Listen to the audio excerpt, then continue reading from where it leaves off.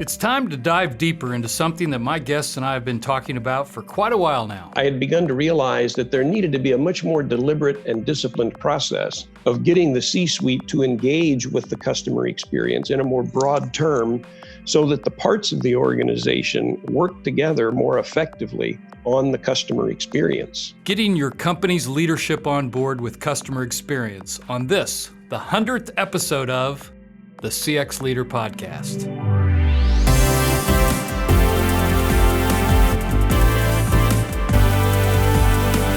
The CX Leader Podcast with Steve Walker is a production of Walker, an experience management firm that helps companies accelerate their CX success.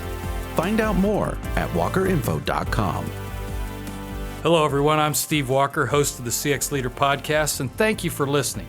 On the CX Leader Podcast, we explore topics and themes to help leaders like you leverage all the benefits of your customer experience and help your customers and prospects want to do more business with you. Well, I can hardly believe it myself, but this is our 100th episode, and I'd like to take a moment up front and thank all of our listeners in podcast land for your support, and it's much appreciated, and I'm excited to see what the future has in store. We've had amazing guests on the show, and we're planning some amazing guests for the future. So to recognize the past couple of years, I want to invite you to visit our website, cxleaderpodcast.com, and check out a feature we put together, a list of some of my favorite episodes. You'll have an opportunity to let us know what your favorite moments were, or if there's a topic that we haven't covered yet, we'd like to hear from you. That's cxleaderpodcast.com and click on Steve's Picks. To kick off our third season of the CX Leader Podcast, we're going to dive deeper into a topic we've mentioned numerous times but not extensively explored. And that's how to get your company's C-suite committed to customer experience. It's something difficult to see the ROI on a program like CX, but it's critical that your leadership is on board. And if you are part of the leadership of the company, then this episode might help you understand why we think CX is so incredibly important for your company. And so it is my honor and really a kick to have one of my friends and really mentors in the business on the program today. Dwaine Canova is an entrepreneur, author, consultant, and an executive. And he's the CEO of Zynity, a company that provides methodology and online tools to develop executive leadership teams. And Dwaine has a brand new book out called Elite Executive Teams that offers different perspective on the role of executives, including CX. Dwaine, thank you very much for being on the CX Leader Podcast. Steve, I am just exceedingly excited to be here with you today and to just realize all of the times and events from our past and to get to be honored to be a part of your 100th podcast. I'm just delighted to be here and very excited to talk about CX and leadership. Yeah, well, you were CX before we even knew what it was, right? Well, absolutely. One of the walking fossils, if you will, going back to the very, very early days. And it was just a terrific time, frankly. And it was usually, in those days, most of the CX was around promotion work. We worked for the retailers, the banks, and we would make calls into homes. Of course, we received calls and calls into businesses.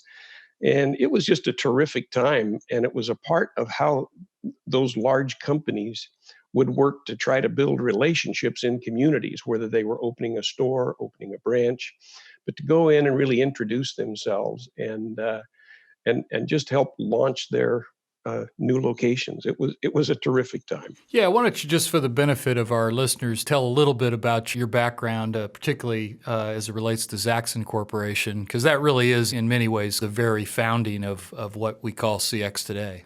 Yes. And as I was talking earlier about working with the retailers and the banks, that all occurred a few years even before we started Zaxxon. And Zaxxon then began this whole issue of how do we really create relationships with customers. And of course, we expanded from working with individual customer bases, and also to work with actual business-to-business clients and customer bases.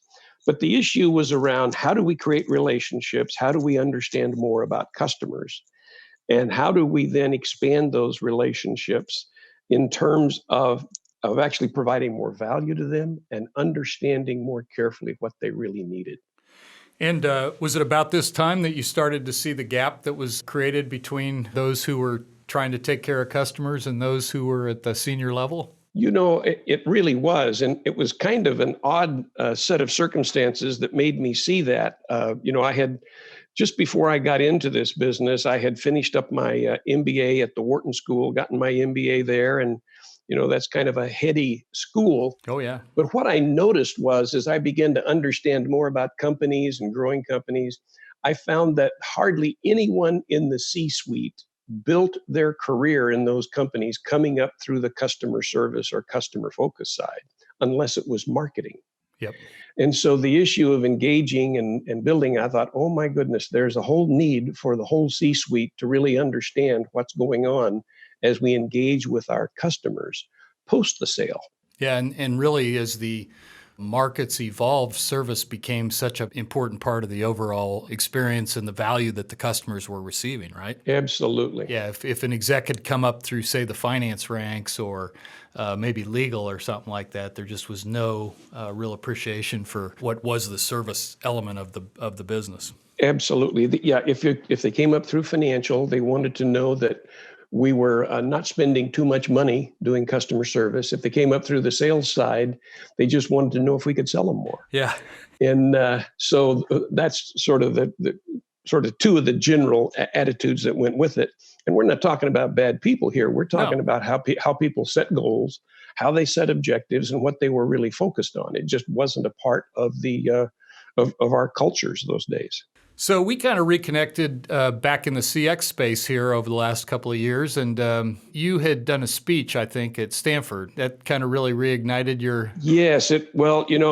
Actually, yeah, I had kind of had some thoughts about it, but what happened is I had been going around, literally around the world. I'd been in Asia and Europe and even Mexico, South America, and I'd been talking about this gap between the customer and those serving and working with customers versus the C-suite. And I noticed this gap. So I was invited to do that speech to the Stanford Business School, to their alumni group out in the Bay Area.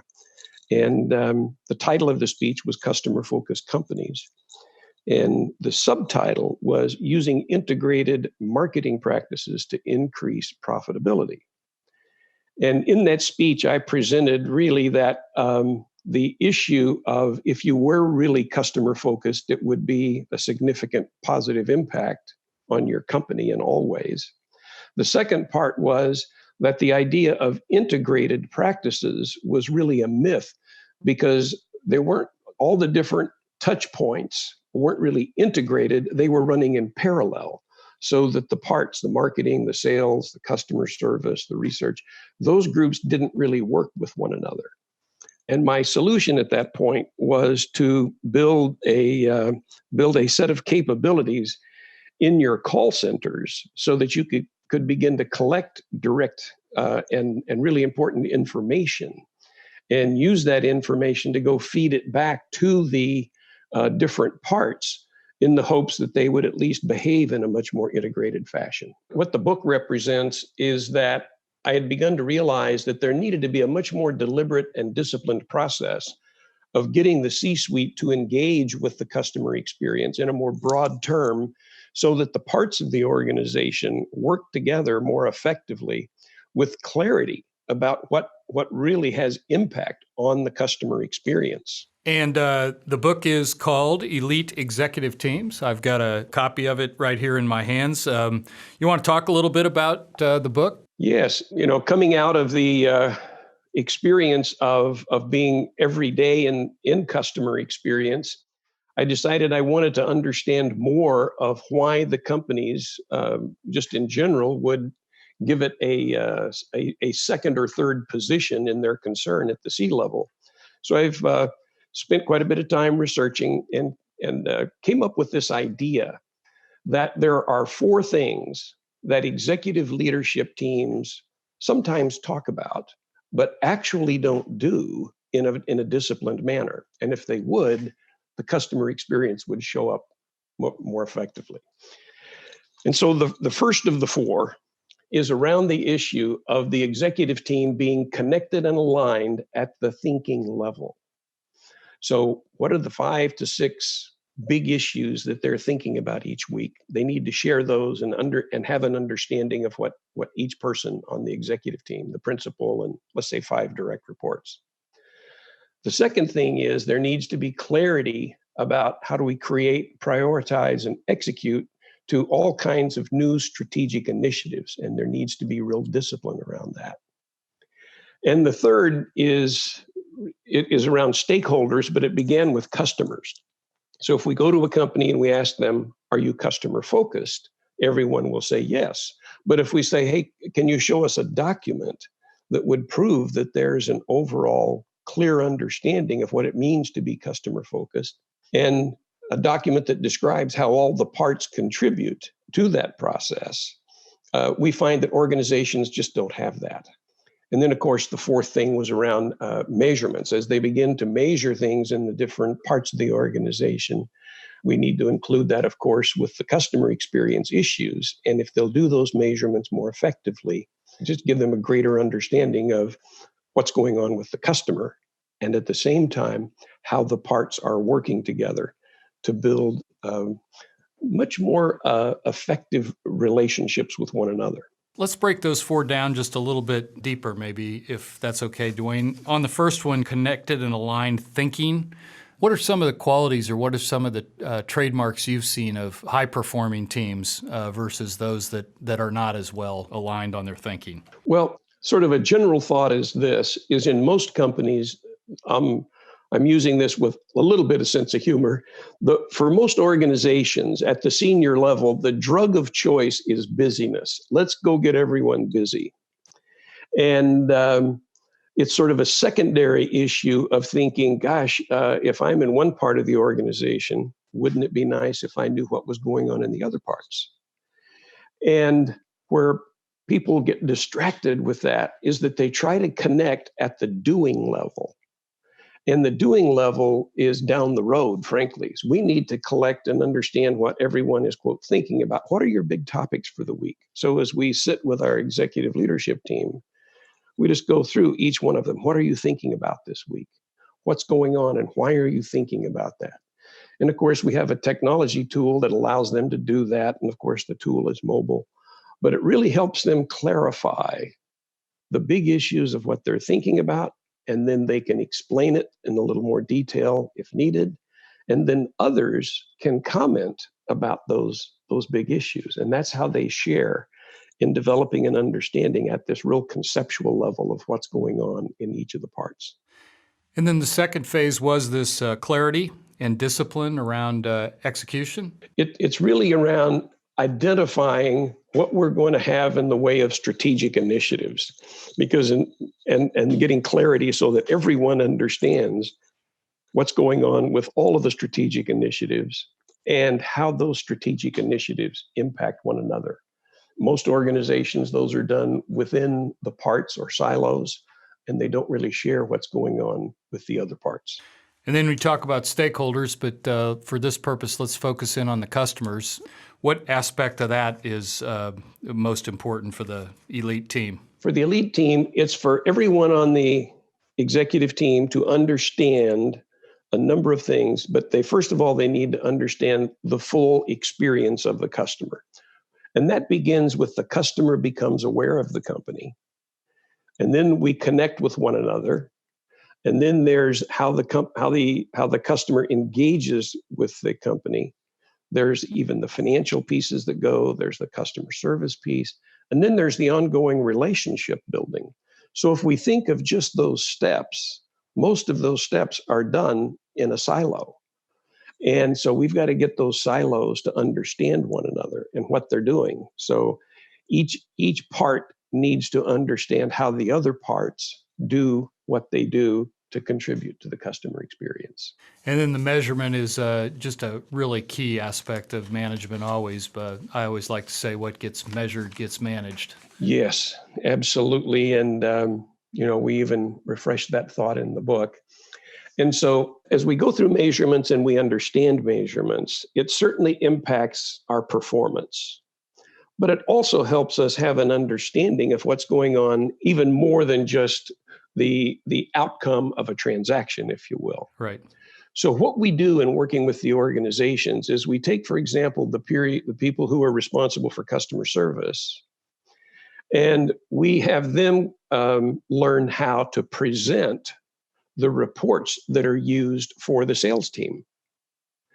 So if I have people from different disciplines understanding how to present and discuss the reports from a different part, that's where we begin to develop a lot of cross-fertilization and deeper understanding of what goes on in each of the parts, so that the parts can get a flavor and a deeper understanding of how what they do impacts the other parts. Yeah, and measurement's a real tricky one too, because you can get it wrong, right? Well, exactly. So one of the first principles that goes with this is, are we doing our measurements correctly? And are those measurements and the use of those reports creating the outputs that we really intended? And as odd as this might sound, what we find is it's a rare company that we can go in and find that there is discipline around updating and reviewing their ongoing reports. Once a report gets put in place, they just leave it there and it just continues to grow. And then we can look at the distribution of a report that might go to 20 people, but we have a little process that we can use that would find out that maybe only 10 of those 20 people are using the report. And the 10 that aren't have created their own report. And so we want to get it so that, every few months we go in and review those reports so that we have the right measurements and we have them being used in the right way.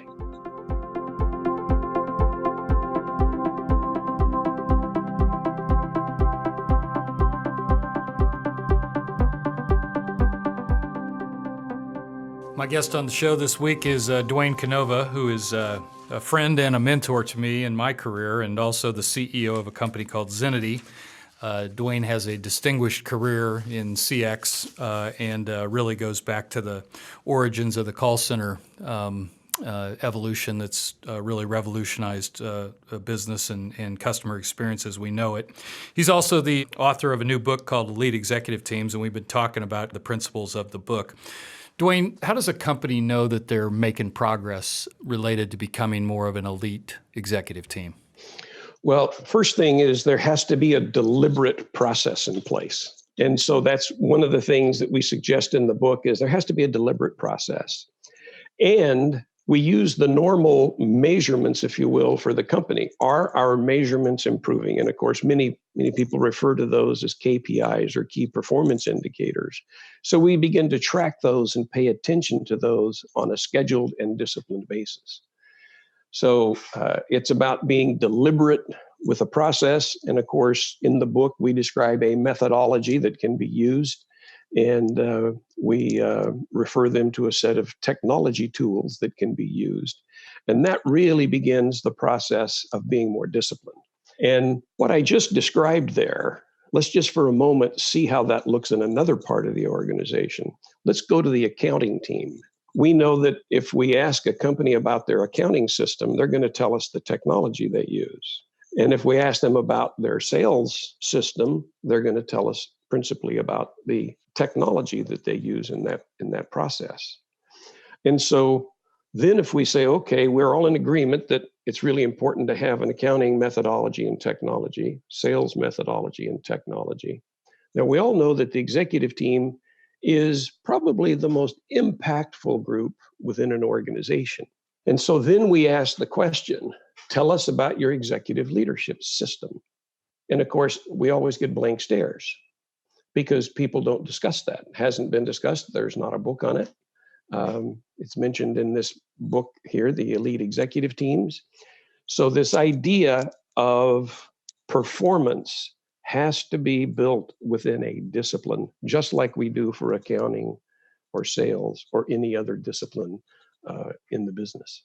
Do you have any good stories about writing the book? Any things that, as you think back on it? Well, one that I do enjoy is I was invited, this is now, I'm going to say 5 years ago when I was early in the middle of this, I was invited to make a presentation to a peer group of folks that met. And as I began the presentation and started talking about this, it was so new, and I was so inarticulate in what I was really doing because I didn't have full clarity, of course, at the time. And this group normally had the speaker, come mid-morning, say 9:30, speak till 11:30 and stay for lunch. And I knew I didn't do very well because they didn't invite me to stay for lunch. So it was a little discouraging, but I can remember coming home and explaining to my wife what had happened. And she says, well, what does that make you think? So it makes me think I have a lot more work to do. Yeah. And so anyway, that was one of the really fun ones. And this book is just the start, right? It really is. And of course, what precedes this, I've written 6 other books that precede this that explain the methodology and the processes. And those books are used to train our coaches. So we certify coaches, and they get their green belt, blue belt, black belt, mentor's belt. And so all of that has been put in place. And now this book is really used to help the audience, if you will, or the users understand what we're talking about. Dwaine, the framework for the elite team is awesome. I love the way you think about it. How would a team know that they're on the course to becoming an elite team? So if we know elite, because we know elite people are always improving and they're always measuring their performance. And so that becomes a key part of this whole process, is built into this methodology, and the processes are this ongoing focus of growth and change, and having it be very deliberate. And it must be done within structure, and it must be done within discipline. And in almost every case, there needs to be some guidance, and that's where the coaches come into play. Wise words from a wise man. All right, Dwaine, it's that time of the show where I ask our guest for some take-home value. So this is the hallmark of the CX Leader podcast. We try to send our listeners off with your best tip, something that they can go right back into the office tomorrow and implement to enhance their performance as a customer experience professional. So Dwaine Canova, what's your tip of the day? Well, a customer experience begins at the top of an organization. And every organization deserves an elite executive team.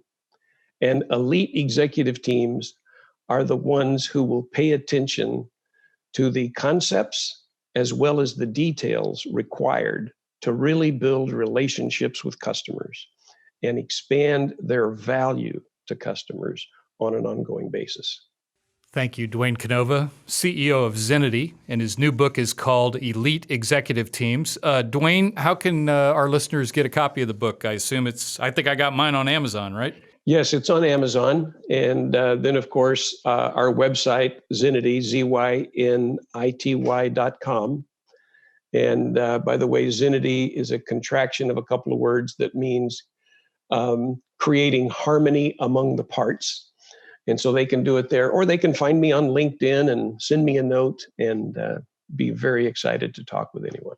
Yeah, you're Dwaine, Dwaine, Canova, Canova. And so you're on LinkedIn, and then the website is Zynity, ZYNITY.